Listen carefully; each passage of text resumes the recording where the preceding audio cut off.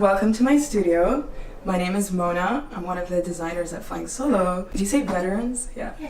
Yeah, one of the veterans at Flying Solo. This is my 4th season, and my designs have definitely evolved, entering more into the gender fluid kind of silhouettes and shapes. I still love doing some feminine pieces too here and there. Do you guys want to see like a contrast, feminine, and this can be like gender fluid, you know? I grew up in Abu Dhabi.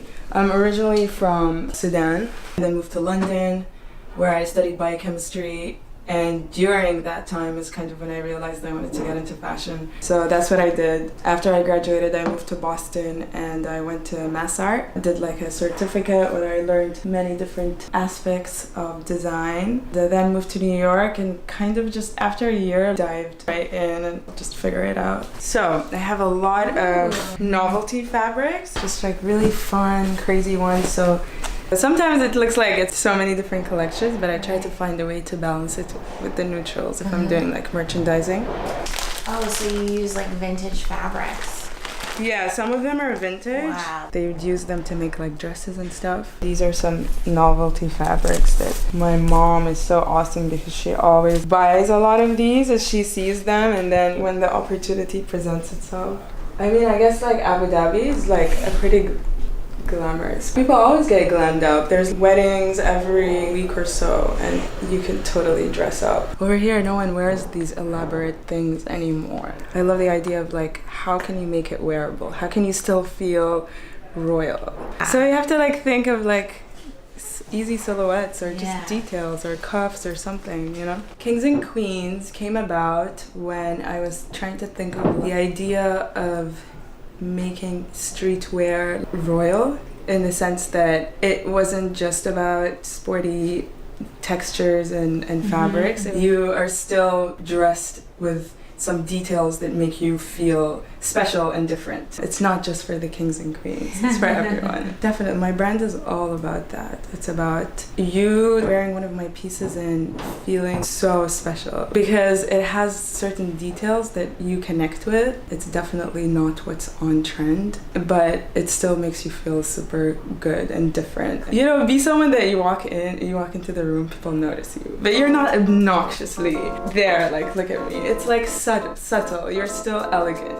Yeah, so let me tell you a little bit about what I was talking about, the royalty details brought into ready to wear. This is actually one of my favorite pieces. It is a unisex combat jacket. The thing that makes it pop out is the fabric. This fabric, this brocade, I bought from Abu Dhabi. This is like one thing me and my mom love to do, which is like go out to like different fabric shops there and try to find something special. This is usually a fabric people would buy to make an evening dress. Ooh, I also lined it with the silk. Yes. I love the colors. Beautiful, I love it. It looks so cool on you. Yeah, colors. It has to be effortless.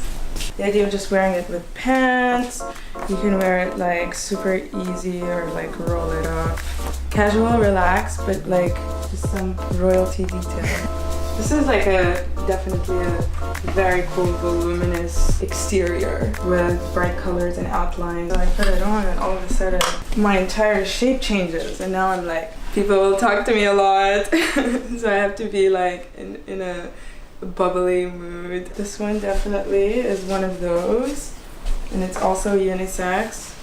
So this corner is like raw. If I get an idea and I don't want to forget, just like put it down.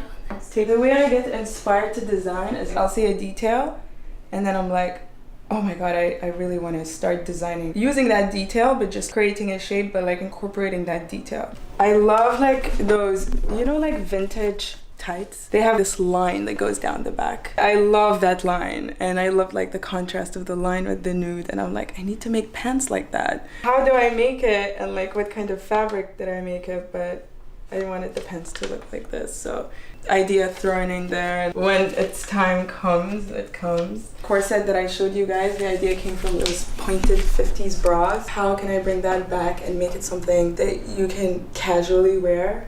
I made this out of like the ribbing fabric. Use the novelty fabric to make the bust here. But so we just used a different fabric for it. And I love it. And you know, it's funny because it's like different every time. I don't have like an exact way of how to do it. For example, like this last collection, I got the feeling of like this military kind of, and the fabrics kind of helped create that vision and, you know, shape it up. They're kings and queens and they're going to war. So if you think about like the idea of battle, it's not just actual battle. It's like you are battling different things in life, growing yourself internally, but you should feel good doing it. So I always look fabulous. Yeah, I have so many cool magazines. Calazioni, like Italian old school magazines from the 80s. Awesome. Thanks to my mom, she's kept like a lot of these, so I have so many. But yeah, that was definitely her decade. She also had an embroidery business at some point. I definitely get a lot of my style from her. She was a woman of style and pizzazz. Like, this is what I think of her. Amazing. The earring, the hat, the big hair, like super chic, you know? Yeah, definitely passed on a lot of those visuals, being subjected to that. This is awesome. Yeah, so cool. This used to be part of like my mom's dress. And so the bottom was like silk and flared. Look at like this detail, this embroidery. It's just so beautiful. I want to make this into a bomber jacket. It would be super cool for the summer or just like anytime. Exactly, taking the nighttime glamour and making it day to night. Yeah. New York is just such a perfect place to do that because you can wear whatever you want and it's totally like you feel comfortable.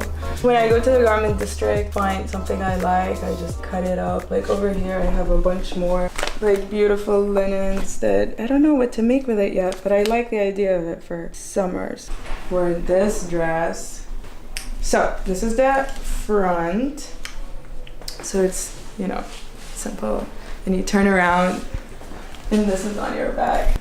And it's like sheer a little bit so you can see the skin.